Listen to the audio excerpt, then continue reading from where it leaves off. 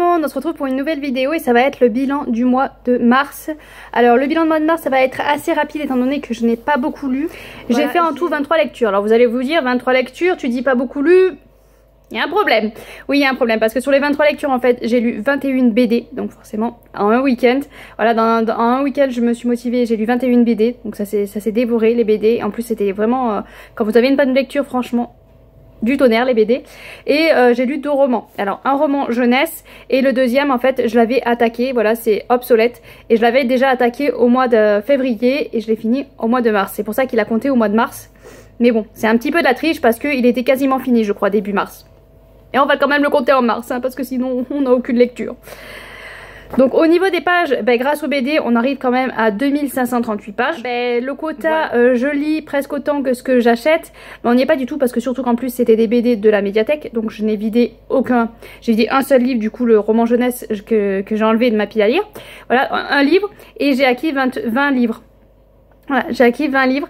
Ce qui fait que bon, la pile à lire continue à grossir. C'est pour ça que j'espère que la lecture va revenir parce que sinon on va dépasser les 500 et c'est pas bon. Voilà, donc là le quota est un peu mitigé parce que 20 arrivées de livres dans la bibliothèque. Alors, il y a eu des campagnes Ulule qui sont là, toutes les campagnes Ulule auxquelles j'ai participé il y a un moment arrivent toutes là maintenant. Donc du coup, voilà, ça pose légèrement problème parce que du coup, vu que je compte, au moment où je reçois le livre, je compte l'argent à ce moment-là, ce qui fait qu'on arrive à 326 € dépensés. Mais bon on n'est pas là pour ça, on est là pour faire le bilan lecture.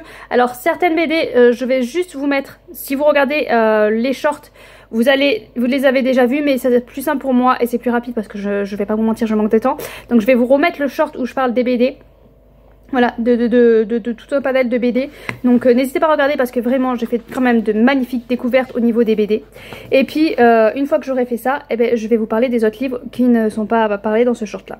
Voilà, je suis désolée, je reprends les shorts pour vous parler, mais de toute façon, j'ai guère plus à en dire parce que les BD, on a guère plus à en dire. Donc si jamais vous n'avez pas vu passer le short, je vous le mets là. Coucou tout le monde, j'ai lu quelques BD, on en parle? Blue. Une tempête a emporté le père de Blue. Depuis, elle ne sort plus de chez elle. Mais un jour, elle se réveille et elle est toute seule chez elle. Devant sa porte, un colis portant son nom. Avec tout son courage, elle va sortir le récupérer. Mais malheureusement, peu de temps après, la forêt se déchaîne et elle va devoir fuir. De magnifiques dessins qui nous embarquent dans l'horreur mais aussi la beauté de l'environnement. Ces 3 tomes nous mènent à une réflexion plus profonde que ce que l'histoire nous conte. Elinor Jones. Cette BD est une splendeur, et le temps de la lecture, on est plongé dans la haute couture du 19e siècle en Angleterre. Elinor est embauchée comme couturière dans une entreprise familiale, où le travail est intensif 3 fois par an, car a lieu de somptueux bals très réputés. Voir ces belles robes et les graphiques de cette BD m'ont émerveillée.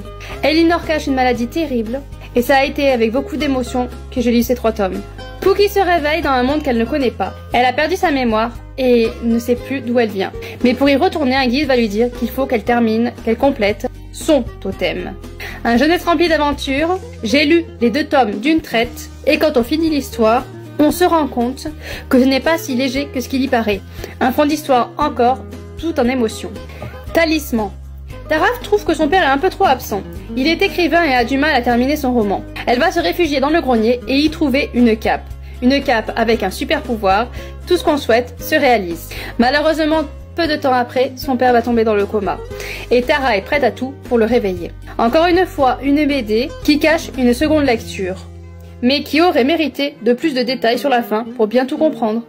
Le rêve de Papillon. Tutu est perdue. Elle se réveille dans un monde où les animaux parlent et marchent dans les rues.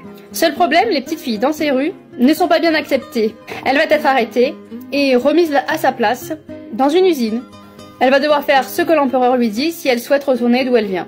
Alors c'est une BD qui peut se lire comme un joli conte, mais en y regardant un peu plus en profondeur, on voit les messages cachés, remplis de rebondissements, de remises en question, et surtout la force qu'on a en nous qui peut déplacer des montagnes. Toutes ces BD ont un point commun, la seconde lecture qu'on peut faire dedans. Donc on continue avec les graphiques et on va continuer avec des mangas. Et j'ai lu le tome 1, 2, 3, 4 de La Gameuse et son chat aux éditions Doki Doki. Je crois que voilà, je peux vous dire le nom de l'auteur, il n'est pas trop compliqué. Wataru Nadatani. J'hésite à chaque fois avec les autres auteurs.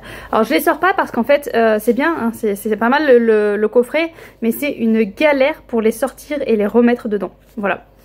Donc un tout petit peu, un poil plus grand, ça serait été pas mal parce qu'à chaque fois on galère. Et la dernière fois mon fils a tellement forcé qu'il a tendu un petit peu le lit. Enfin bon, voilà, c'est un peu trop serré quand même comme coffret, hein. C'est joli, mais c'est voilà, il faudrait laisser un tout petit peu plus d'espace. Mais bon, passons. Donc là, la gamelle de son chat, on est avec une jeune femme qui est bien vue dans son travail parce qu'elle rend toujours le travail à temps. Elle est très rapide dans son travail et tout. Donc voilà, on a l'impression que c'est une femme qui est vachement bosseuse, qui adore son travail et tout. Mais non, si elle rend à temps et si elle se dépêche, c'est pas parce qu'elle adore son travail, c'est qu'elle adore ce qu'elle fait après son travail et qu'elle est pressée d'aller faire après.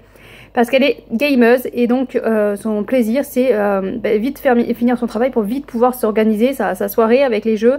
Et quand il y a des nouveautés dans le jeu, vite elle veut réussir à passer les étapes et tout ça. Enfin bon, elle a à fond dans son jeu. Et un jour par contre dans l'entreprise, il y a quelqu'un qui a récupéré un chaton qui traînait dans la rue. Et il va demander est-ce que quelqu'un voudrait le récupérer. Voilà, pour s'en occuper. Et elle va dire oui. Voilà. Elle va dire oui, elle va le ramener chez elle. Elle n'y connaît vraiment strictement rien en chat. Il y a des trucs, c'était un petit peu lourd quand même. Hein. Mais bon, voilà, elle connaît vraiment rien en chat. Donc elle va demander des conseils à un PJ, je crois que c'est ça. Voilà. Parce qu'elle fait tout tourner autour de ces jeux.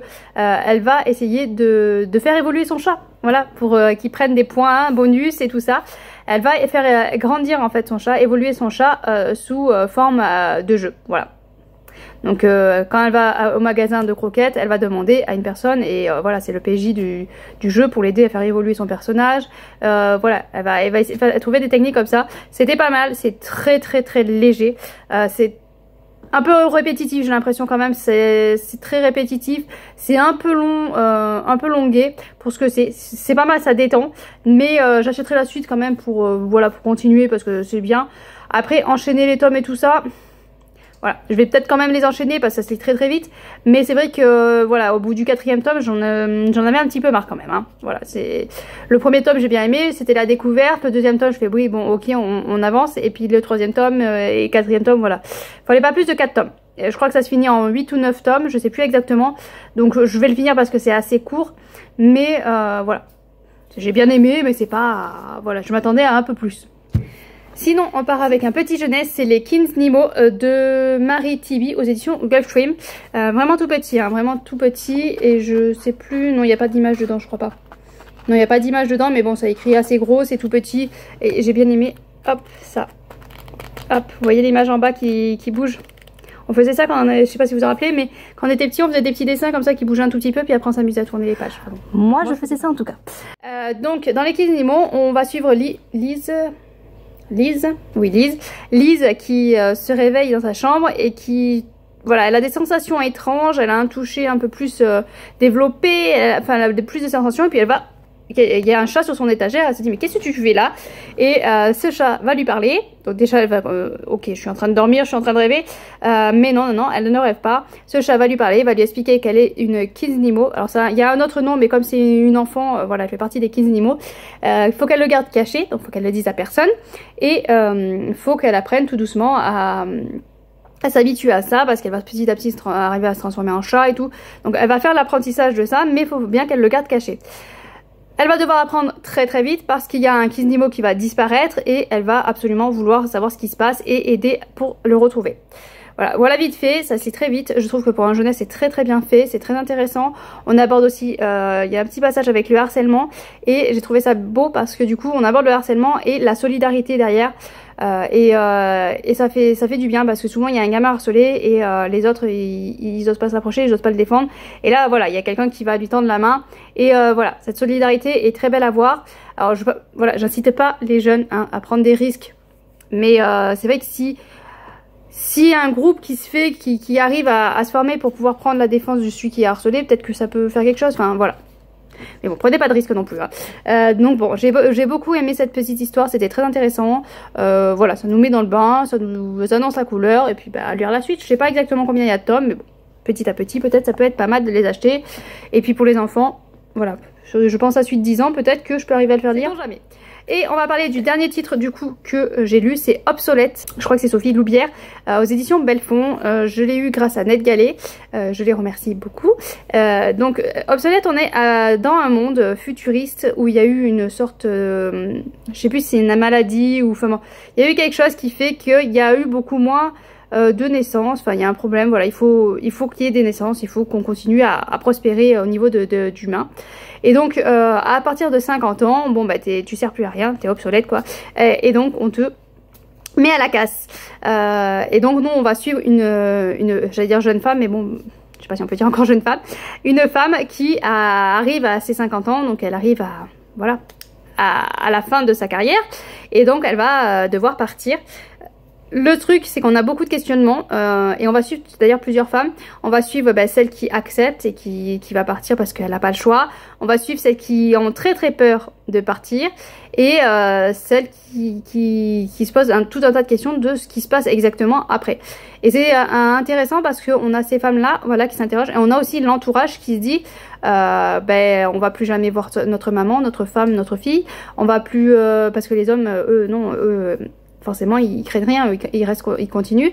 On se pose tout un tas de questions et c'est vrai que j'avais vraiment grosse question de me dire mais qu'est-ce qui se passe exactement. Alors on leur montre des images de femmes qui sont sur la plage tranquilles, qui se dorment la pilule, enfin vraiment le rêve, le paradis. Mais voilà, on se pose toujours cette question de est-ce que c'est vraiment ça, parce que bon, ça reste des humains, donc bon. Voilà, on a toujours cette question de est-ce que c'est vraiment le paradis ou elles vont. On a ça et on a aussi une enquête et ça m'a tenu en haleine d'ailleurs cette enquête. Heureusement qu'elle était là parce que voilà, le côté de femme et tout ça c'était intéressant. Mais le fait qu'on ait cette enquête...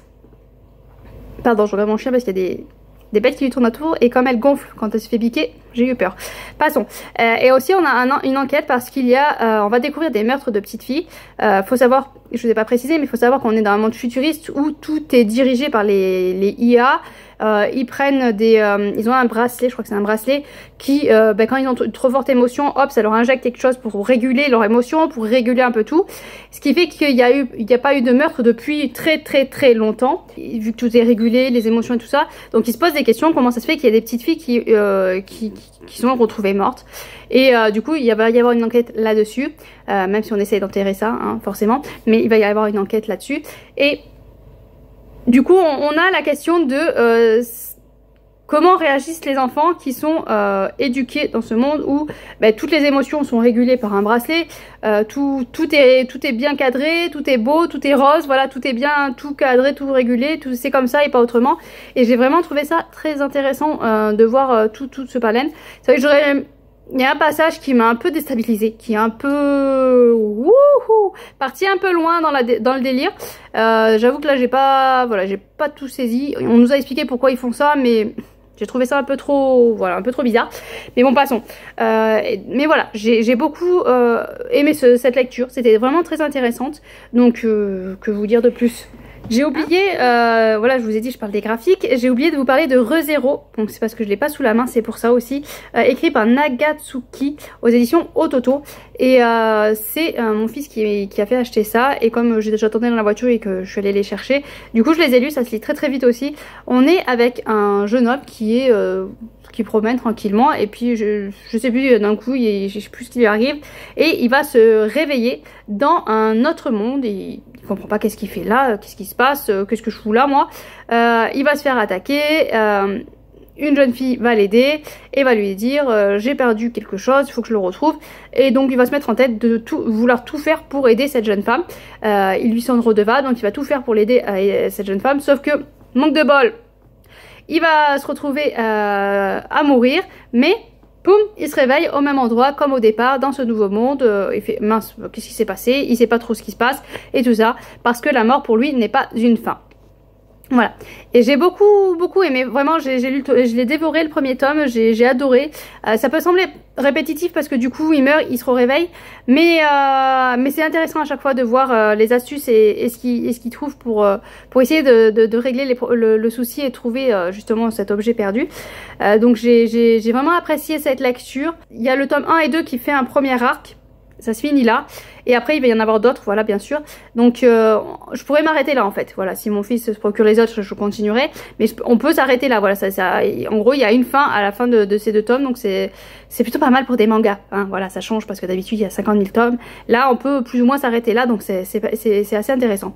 Ouais, j'ai bien aimé, et je pense d'ailleurs que vu qu'il faut choisir le gagnant, je vais mettre ReZero en gagnant. C'est difficile de choisir entre des BD, des romans. Là, vu que j'ai lu surtout des BD et romans, et j'ai pas trop lu de romans, je veux dire, voilà, ça réduit le champ des possibles. Donc, mais je pense que ma meilleure lecture que j'ai dû faire, c'est Re0.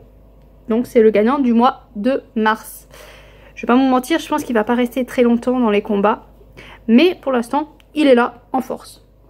Allez, sur ce, je vous laisse. Je suis désolée pour cette vidéo un petit peu... voilà, mais il faut que je me dépêche. C'est la course en ce moment, je sais pas vous. Mais je sais pas. Où il y a un problème, le temps il tourne 2 fois plus vite maintenant. Hein. En 2024, ils ont déréglé les horloges, elles tournent 2 fois plus vite. Ou c'est moi qui arrive plus à gérer. Voilà, ça c'est fort possible aussi. Allez, sur ce, je vous laisse. Je vous souhaite de bonnes lectures. Et à bientôt, bien sûr.